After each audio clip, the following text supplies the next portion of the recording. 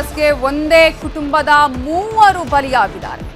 ಬೈಕ್ಗೆ BMTC bus ಡಿಕ್ಕಿಯಾಗಿದೆ. ಈ ಸಂದರ್ಭದಲ್ಲಿ ಸ್ಥಳದಲ್ಲೇ 3 ಸಾವನ್ನಪ್ಪಿದ್ದಾರೆ.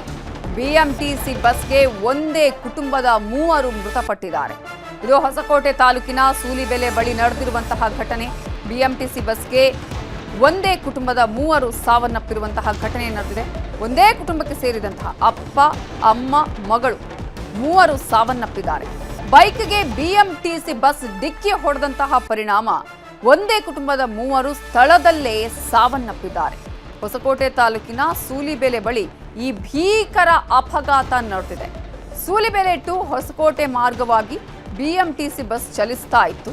ಸೂಲಿಬೆಲೆಯಿಂದ ದೇವನಹಳ್ಳಿಯ ಕಡೆಗೆ ಈ 3 ಪ್ರಯಾಣವನ್ನ ಬೆಳೆಸಿದ್ರು ಮೃತರು. ಈ ವೇಳೆ ರಾಂಗ್ ರೂಟಲ್ಲಿ ಬಂದು ಬೈಕ್ಗೆ ಡಿಕ್ಕಿ ಹೊಡೆದಿದೆ ಬಿಎಂಟಿಸಿ ಬಸ್.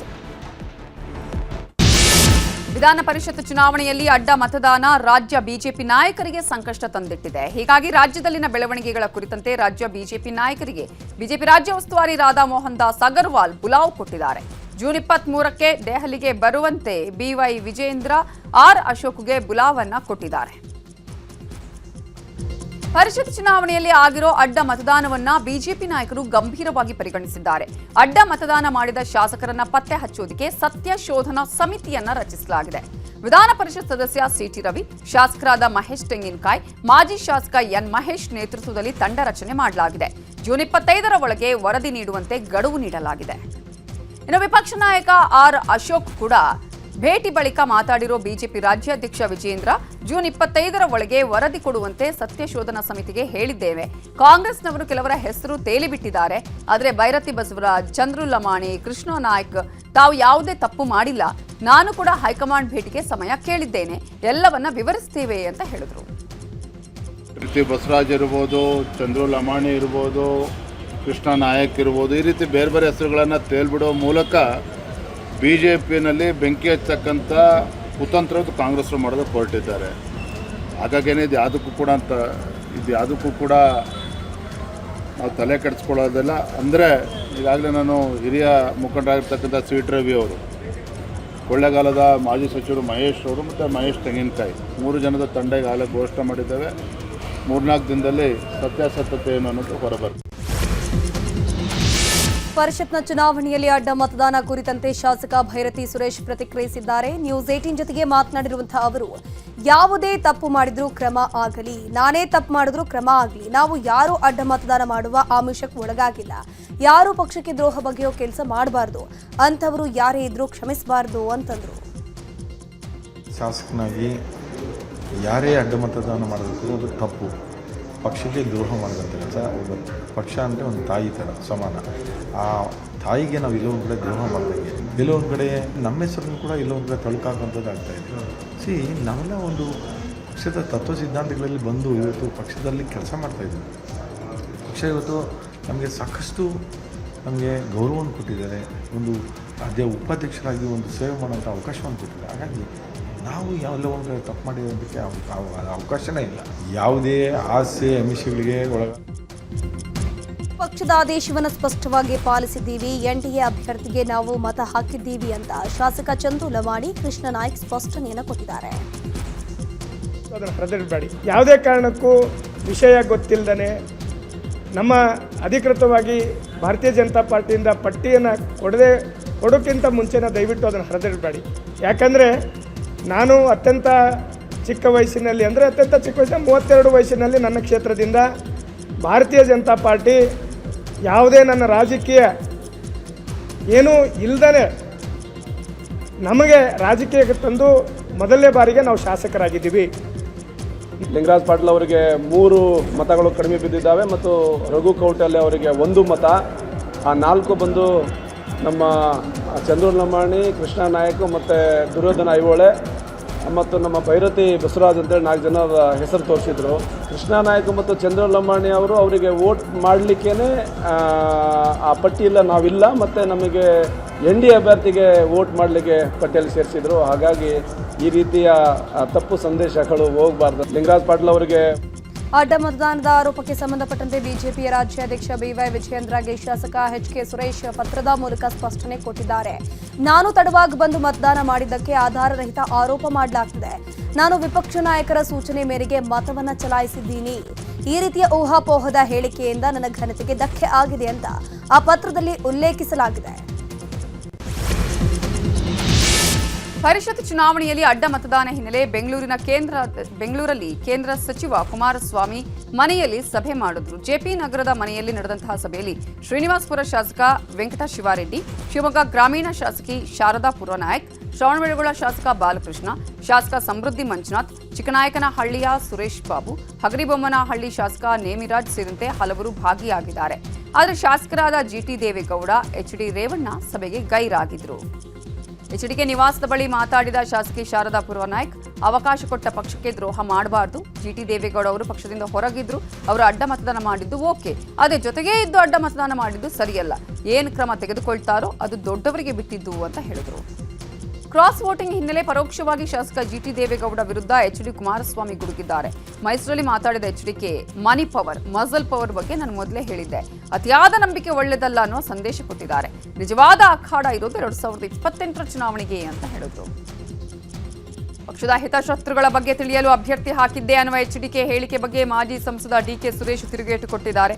ಕುಮಾರಸ್ವಾಮಿ ಅವರ ಬಾಯಿ ಸರಿ ಇಲ್ಲ, ಮೈಸೂರಲ್ಲೊಂದು ಮಾತಾಡ್ತಾರೆ, ಬೆಂಗಳೂರಿಗೆ ಬಂದು ಇನ್ನೊಂದು ಮಾತಾಡ್ತಾರೆ, ಅವ್ರ ಬಗ್ಗೆ ಮಾತಾಡಿದ್ರೆ ನಮಗೆ ಸಭ್ಯತೆ ಇರಲ್ಲ ಅಂತ ಗುಡುಗಿದ್ರು.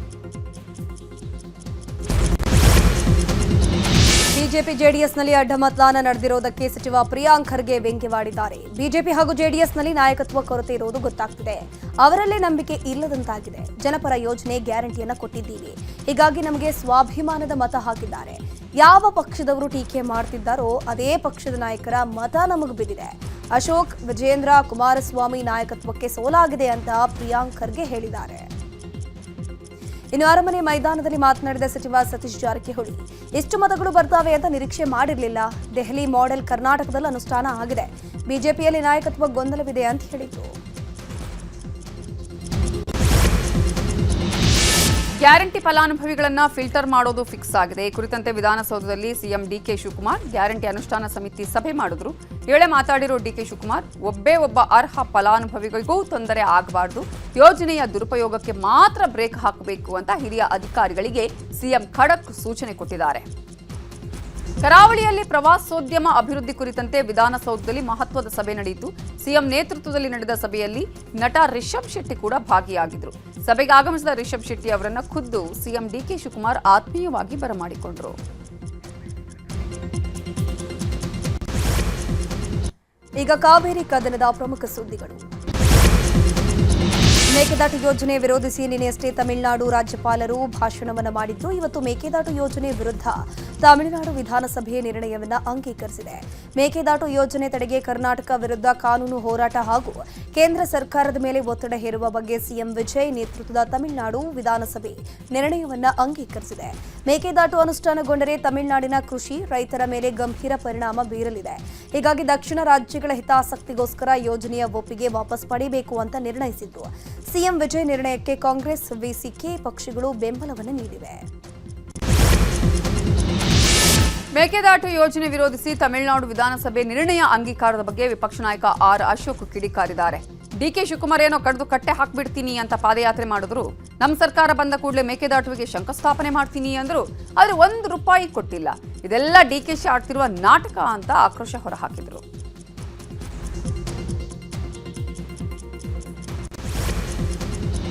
ಮೇಕೆದಾಟು ವಿಚಾರವಾಗಿ ತಮಿಳುನಾಡು ಸರ್ಕಾರದಿಂದ ರೆಸಲ್ಯೂಷನ್ ವಿಚಾರ ಸಂಬಂಧ ಗೃಹ ಸಚಿವ ಪ್ರಿಯಾಂಕ್ ಖರ್ಗೆ ಪ್ರತಿಕ್ರಿಯಿಸಿದ್ದಾರೆ. ಅವರ ಹಿತಾಸಕ್ತಿ ಮೇಲೆ ರೆಸಲ್ಯೂಷನ್ ಪಾಸ್ ಮಾಡಿದ್ದಾರೆ. ಹೆಚ್ಚುವರಿ ನೀರು ಸಂಗ್ರಹಣೆ ಮಾಡಿ ಅಲ್ಲಿನ ಜನರಿಗೆ ಅನುಕೂಲ ಆಗಲೆಂದು ನಾವು ಯೋಜನೆಯನ್ನು ಮಾಡಿದ್ದೇವೆ. ನಾವು ರಾಜ್ಯದ ಹಿತಾಸಕ್ತಿಯನ್ನು ಕಾಪಾಡಬೇಕು. ಬಿಜೆಪಿ ಸಂಸದರಾದಂತಹ ಅಸಮರ್ಥ ನಾಯಕರು ಎಲ್ಲೂ ಕೂಡ ಇಲ್ಲ ಅಂತ ಕಿಡಿಕಾರಿದ್ರು.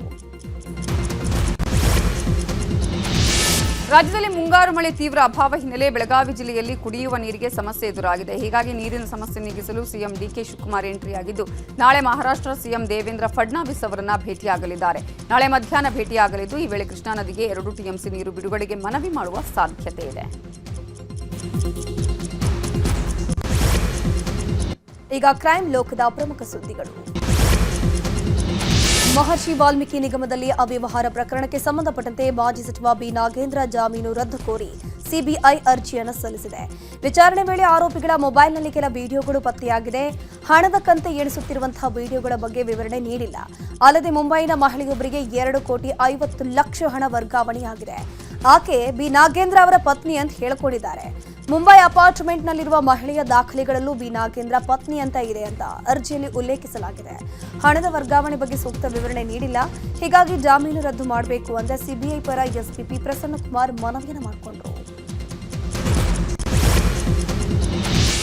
2,750 ಎಕರೆ ಸರ್ಕಾರಿ ಜಮೀನು ಅಕ್ರಮ ಹಂಚಿಕೆಗೆ ಸಂಬಂಧಪಟ್ಟ ಹಾಗೆ ಮಾಜಿ ಶಾಸಕ ಕೆಎಸ್ ಲಿಂಗೇಶ್ ಸೇರಿ 12 ಜನರನ್ನ ಸಿಐಡಿ ಅಧಿಕಾರಿಗಳು ಬಂಧಿಸಿದ್ದಾರೆ. ಬೇಲೂರು ಕ್ಷೇತ್ರದಿಂದ ಜೆಡಿಎಸ್ ಶಾಸಕರಾಗಿದ್ದಾಗ 2016 ರಿಂದ 2022 ನಡುವೆ ಅಕ್ರಮವಾಗಿ ಬಗರ್ ಹುಕುಂ ಜಮೀನು ಮಂಜೂರಾತಿ ಮಾಡಲಾಗಿತ್ತು. ಕೆಸಿ ರಾಜಣ್ಣ ಅನ್ನುವರ ದೂರಿನ ಮೇರೆಗೆ ಕೋರ್ಟ್ ತನಿಖೆಗೆ ಆದೇಶಿಸಿತ್ತು. ಅದರಂತೆ ಮಾಜಿ ಶಾಸಕ ಲಿಂಗೇಶ್ ಸೇರಿ 12 ಜನರನ್ನ ಬಂಧಿಸಲಾಗಿದೆ. ಈ ಬಗ್ಗೆ ಹೈಕೋರ್ಟ್ಗೆ ಎಸ್ಪಿಪಿ ಬಿಎನ್ ಜಗದೀಶ್ ಮಾಹಿತಿ ಕೊಟ್ಟಿದ್ದಾರೆ. ಬಿಜೆಪಿ ವಿರುದ್ಧ ಅವಹೇಳನಕಾರಿ ಪೋಸ್ಟ್ ಕೇಸ್ನಲ್ಲಿ ಸಿಎಂ ಡಿಕೆ ಶಿವಕುಮಾರ್ಗೆ ಬಿಗ್ ರಿಲೀಫ್ ಸಿಕ್ಕಿದೆ. ನಾನು ಕರಸೇವಕ, ನನ್ನನ್ನು ಬಂಧಿಸಿ ಅಂತ ಬಿಜೆಪಿಯ ಪೋಸ್ಟರ್ ತಿರುಚಿ ಎಕ್ಸ್ನಲ್ಲಿ ಕಾಂಗ್ರೆಸ್ನಿಂದ ಪೋಸ್ಟ್ ಹಾಕಲಾಗಿತ್ತು. ಈ ಸಂಬಂಧ ವಕೀಲ ಯೋಗೇಂದ್ರ ಹೊಡಗಟ್ಟ ಖಾಸಗಿ ದೂರನ್ನು ದಾಖಲಿಸಿದ್ರು. ಪ್ರಕರಣ ರದ್ದು ಕೋರಿ ಸಿಎಂ ಹೈಕೋರ್ಟ್ ಮೆಟ್ಟಿಲೇರಿತ್ತು. ಈಗ ಪ್ರಕರಣ ರದ್ದುಪಡಿಸಿ ನ್ಯಾಯಮೂರ್ತಿ ಎಂ ನಾಗಪ್ರಸನ್ನ ಪೀಠ ತೀರ್ಪನ್ನು ನೀಡಿದೆ.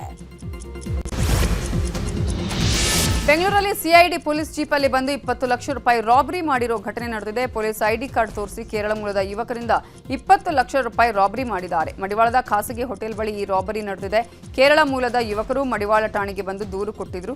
ದೂರನ್ನ ಆಧರಿಸಿ ತನಿಖೆ ಇಳಿದಿದ್ದ ಡಿಸಿಪಿ ಮೊಹಮ್ಮದ್ ಸಜೀತಾ ಹಣ ದರೋಡೆ ಮಾಡಿದ ಓರ್ವನನ್ನ ಬಂಧಿಸಿದ್ದಾರೆ. ಹಣ ರಾಬರಿ ವೇಳೆ ಸಿಐಡಿ ಇನ್ಸ್ಪೆಕ್ಟರ್ ಒಬ್ಬರು ಪೊಲೀಸ್ ಜೀಪಲ್ಲಿ ಇದ್ರು ಅಂತ ಹೇಳಲಾಗಿದೆ. ಪ್ರಕರಣ ದಾಖಲಾಗ್ತಾ ಇದ್ದಂತೆ ಫೋನ್ ಸ್ವಿಚ್ ಆಫ್ ಮಾಡಿ ಇನ್ಸ್ಪೆಕ್ಟರ್ ಎಸ್ಕೇಪ್ ಆಗಿದ್ದಾರೆ.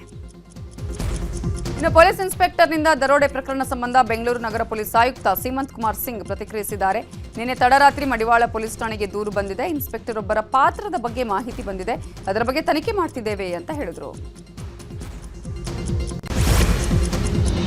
ಹೆಣ್ಣದಾಸಿಗೆ ವೃದ್ಧೆಯನ್ನ ಕಿರಾತಕರು ಕೊಲೆಗೈದಿದ್ದಾರೆ. ಈ ಘಟನೆ ಚಿಕ್ಕಬಳ್ಳಾಪುರ ಜಿಲ್ಲೆಯ ಗೌರಿಬಿದನೂರು ತಾಲೂಕಿನ ತೊಂಡೇಬಾವಿ ಬಳಿ ಬಸವನಹಳ್ಳಿ ಗ್ರಾಮದಲ್ಲಿ ನಡೆದಿದೆ. ಘಾಟಿ ಸುಬ್ರಹ್ಮಣ್ಯ ಮೂಲದ 83 ವರ್ಷದ ಸುನಂದಮ್ಮ ಕೊಲೆಯಾಗಿರುವಂತಹ ವೃದ್ಧೆ ಅವರ ಬಳಿ ಇದ್ದಂತಹ ಚಿನ್ನದ ಓಲೆ ಕಸಿದುಕೊಳ್ಳುವ ಭರದಲ್ಲಿ ಕೊಲೆಗೈದು ದುಷ್ಕರ್ಮಿಗಳು ಎಸ್ಕೇಪ್ ಆಗಿದ್ದಾರೆ. ಮಂಚೇನಹಳ್ಳಿ ಪೊಲೀಸ್ ಠಾಣಾ ವ್ಯಾಪ್ತಿಯಲ್ಲಿ ಈ ಒಂದು ಘಟನೆ ನಡೆದಿದೆ. ಬೆಂಗಳೂರಿನಲ್ಲಿ ರಿಹ್ಯಾಬ್ ಸೆಂಟರ್ ಮಾಲೀಕನನ್ನ ಭೀಕರವಾಗಿ ಹತ್ಯೆ ಮಾಡಲಾಗಿದೆ. ಚಂದ್ರ ಲೇಔಟ್ನ ನ್ಯೂ ಲೈಫ್ ರಿಹ್ಯಾಬ್ ಸೆಂಟರ್ಗೆ ಚಿಕಿತ್ಸೆಗೆ ಅಂತ ಸೇರಿದವರೇ ಕೊಲೆ ಮಾಡಿ ಪರಾರಿಯಾಗಿದ್ದಾರೆ. 60 ವರ್ಷದ ಶಿವಲಿಂಗಯ್ಯ ಕೊಲೆಯಾಗಿರುವಂತಹ ವ್ಯಕ್ತಿ ನಿತಿನ್, ಕಾರ್ತಿಕ್, ಸೋಹೆಲ್ ಪಾಷಾ ಸೇರಿ 4 ಕೃತ್ಯ ನಡೆದಿದ್ದು ಹತ್ಯೆ ಬಳಿಕ ಆರೋಪಿಗಳು ಎಸ್ಕೇಪ್ ಆಗಿದ್ದಾರೆ. ಚಂದ್ರ ಲೇಔಟ್ ಪೊಲೀಸರು ಸ್ಥಳಕ್ಕೆ ಭೇಟಿ ನೀಡಿ ಪರಿಶೀಲನೆಯನ್ನು ಮಾಡಿದ್ದಾರೆ.